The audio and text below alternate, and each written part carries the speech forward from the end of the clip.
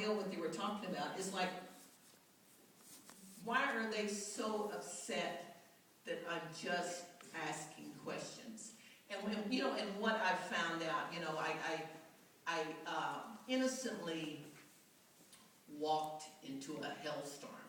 And what I found out, that it wasn't just an environmental battle that I was fighting. It became a class issue because I was a shrimper. And I don't know if you know shrimpers on the Gulf Coast. You know, you might see it with some of this BP still. It's like there is an attitude about shrimpers and about people that work on the docks, and it was like they're not smart enough, they're not, you know, that they're looking for handouts. I know I was talking recently to a lady in Louisiana. We had a large Gulf gathering in Louisiana, and it was all the Gulf groups and all the Gulf communities, and they were trying to figure out how to restore the Gulf of Mexico. And one of the largest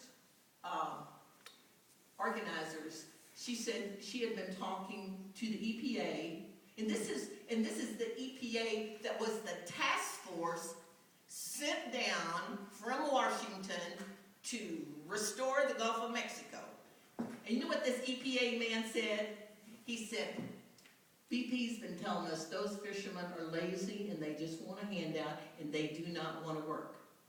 So that is the type of thing that I was fighting just by speaking out. It was like a shrimper is like, who is paying her off? Matter of fact, they thought I was hired by the state of Louisiana to be a spy to derail it in Texas so it'd be sent straight to Texas. And then you know, then you finally have to deal with that subject, and then it has to do about being a woman.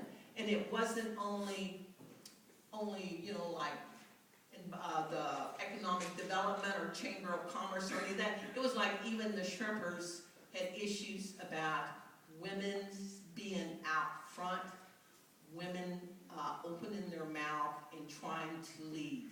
It would be okay probably if I brought the cakes. It would be all right if I sat back and took notes, but the fact that I was sitting up and had the audacity to try to lead the meeting, it got me into trouble from my immediate family all the way up through the county. And matter of fact, it was, you know, people were even calling my state senator trying to figure out what is going on with that woman. And so, but basically, yeah, but basically what it boils down to is that, I guess because if your family has lived in a community for 100 years, and my family has lived on the Texas Gulf Coast, and they have been fishermen for 100 years, so it's identity, it's a sense of place.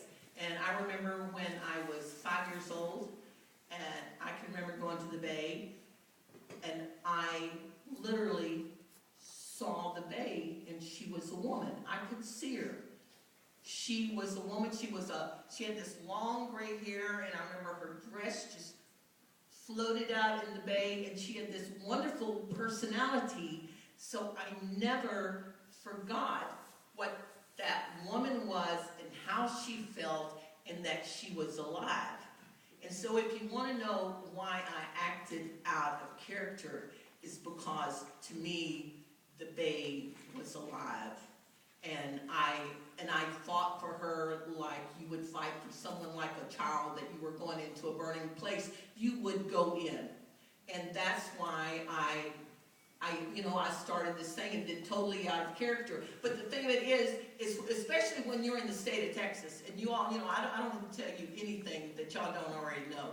It's like in Texas, the environmental consciousness is the bottom of the list. And we say, like, thank God for Mississippi, because we in the bottom. And that is about it.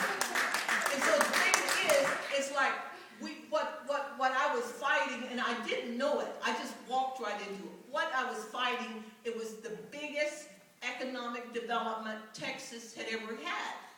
And the thing of it is there was not a single agency politician in the entire state of Texas that asked why a chemical project around $3 billion worth was kicked out of Taiwan, and we wanted it in Texas.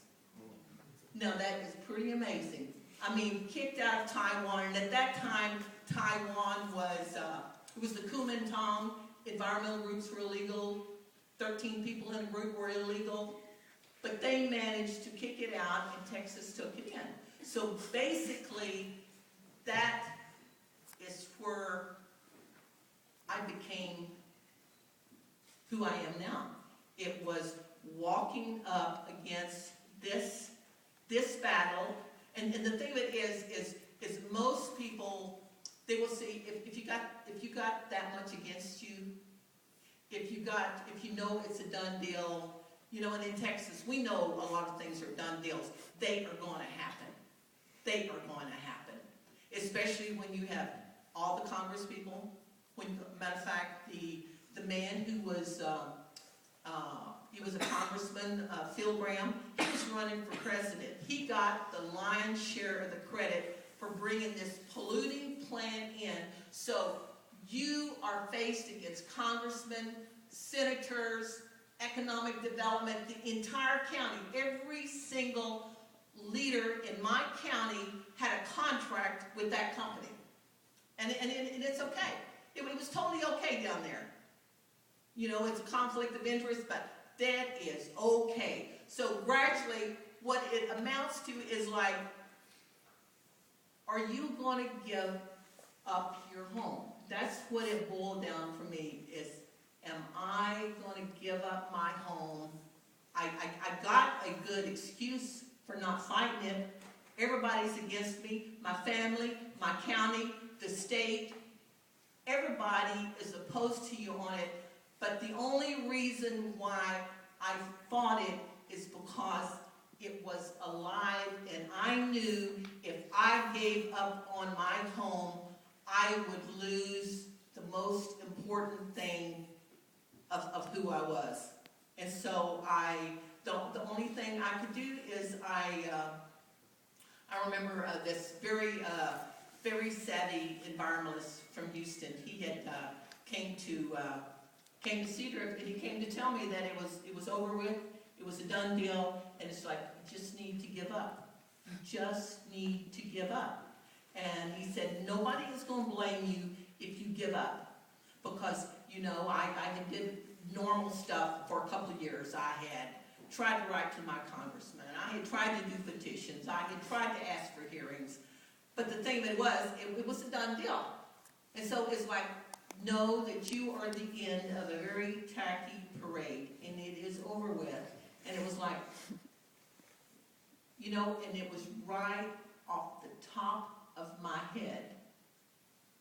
And it came from my heart. A lot of times we are told to be rational so much, and our non-linear place that we can come from, our heart, that we can come from, our intuition, is not valued at all. Matter of fact, we are told that if you don't think very strongly, and if you don't get a subcommittee who sits around and takes the idea around and around and around, if you don't do that, and if you don't have a budget, then you better not do it. Well, what I found out, especially being a shrimper, like I had been all my life, where you it's mainly a sense, an intention, and